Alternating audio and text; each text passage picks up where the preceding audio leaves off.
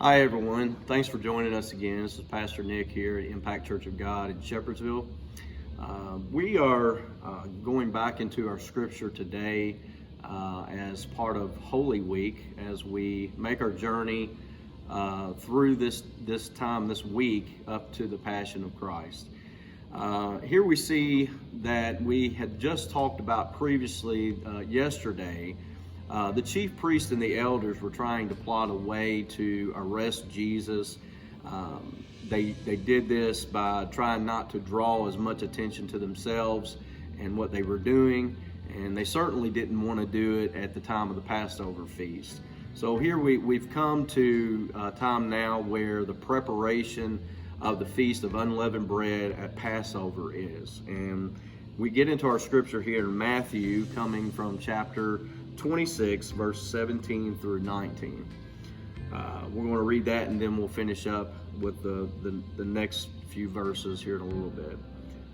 Verse 17 says in chapter 26 of Matthew, "Now the first day of the Feast of Unleavened Bread, the disciples came to Jesus, saying unto him, Where wilt thou that we prepare for thee to eat the Passover? And he said, Go into the city to such a man, and say unto him, The Master saith, My time is at hand, and I will keep the Passover at thy house with my disciples. And the disciples did as Jesus had appointed them, and they made ready the Passover." Now here we see that Jesus sends Peter and John on to see and make necessary the preparations that is to be made for the room that was there that they were going to use for their meeting place, or the place of the Passover feast. The Passover was done yearly, and it was to commemorate the Israelites' deliverance out of slavery from the Egyptians. It's still recognized today and celebrated. Even the Jews celebrate it. We as Christians celebrate it all around the world. And the focusing point of it is the atonement of sins and the restored relationship with God that we all have. And so we continue reading in Matthew 26, verses 20 through 25, as we talk more about the Passover.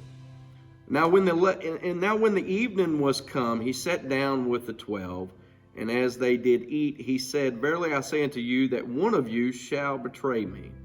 And they were exceedingly sorrowful, and began every one of them to say unto him, Lord, is it I? And he answered and said, He that dippeth his hand with me in the dish, the same shall betray me. And it says, the Son of Man goeth as it is written of him, but woe unto that man by whom the Son of Man is betrayed.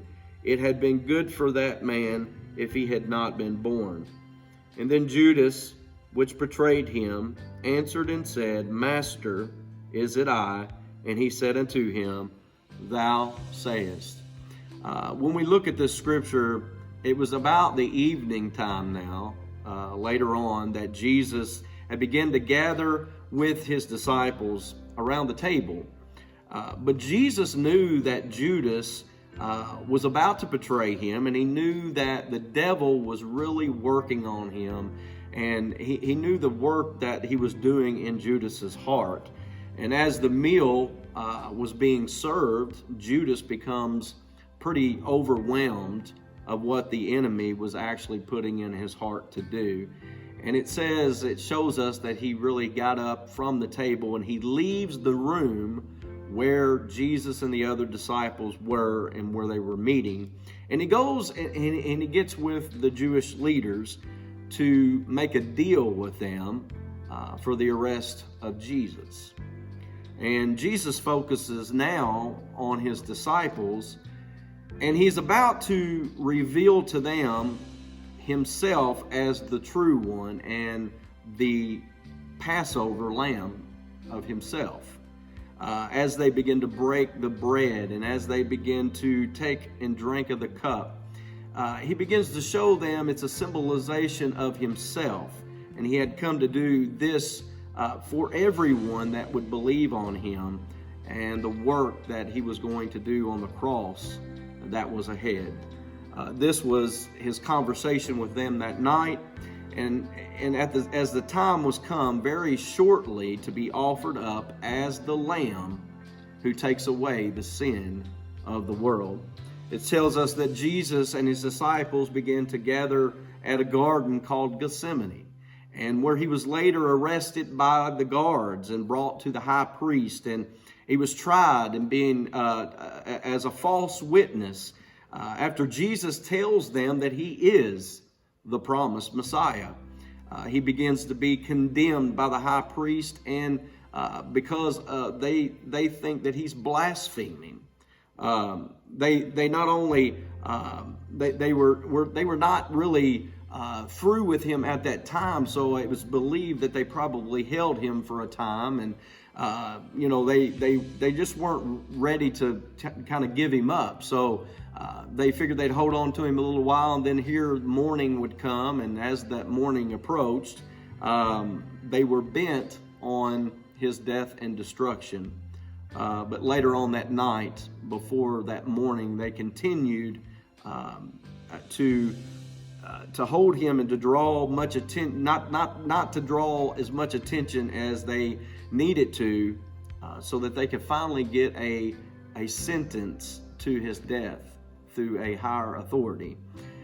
You see, things were transpiring rather quickly, and Jesus knew that his time had come, and he was prepared to offer up himself. And folks, I know that some of us may have, we are familiar with the story as we get closer to the time of the Passion, and it is truly very touching for all of us around this time. And I pray that you will look into the scriptures for yourself. I pray that your relationship with God draws close during this season. And I want you to know that we are praying for you here at Impact, and we love you. God bless you.